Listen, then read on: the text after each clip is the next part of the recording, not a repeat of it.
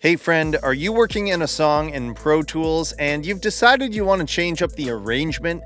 Maybe you want to add a bridge, or maybe you want to add a double chorus in part of the song, and you've already built out all the sections, you've done all the automation, and moving it manually by hand would just absolutely suck. Well, this video is here for you. Let's go up to Event in Pro Tools right here. We're going to go down to Event Time Operations. You're going to go to Insert Time, okay? Just click Insert Time, and we're going to get this time operations window. Now, there are a couple things you need to know real quick, very easy. Go to the spot in your song. So for me, I want to make this a double length bridge that I'm doing right here. Go to the spot in your song you want this to occur. And if you already know how many bars, make sure you click exactly on the marker, not like a little before. If you already know how many bars, you can just go to length, okay?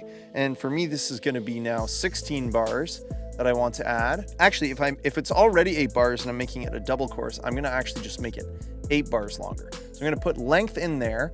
And what this will do is when I hit return or enter on my keyboard, you'll see that the end has now been selected. So it's literally going to shift everything from here over to here. I'm inserting time starting at 62, ending at, and you can see it automatically set where it'll end for me when I hit enter. So now I have these new 8 bars, and I'm going to make sure that this just stays. If you know your meter hasn't changed, you can just leave that the same. You're going to want to select meter, tempo, key, and chord rulers, markers and tracks, and all. You just want everything to be covered, so it's shifting everything.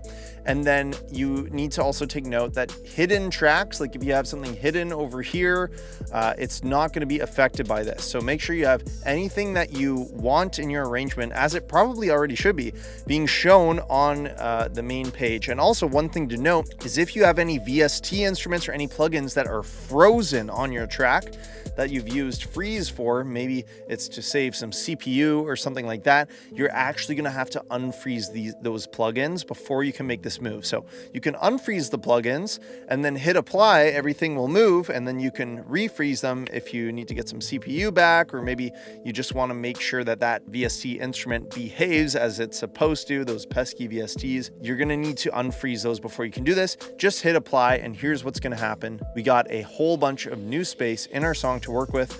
All of our automation stays intact. Everything, all of our audio edits have been shifted over really nicely, and any audio that was in that space has been directly chopped in half.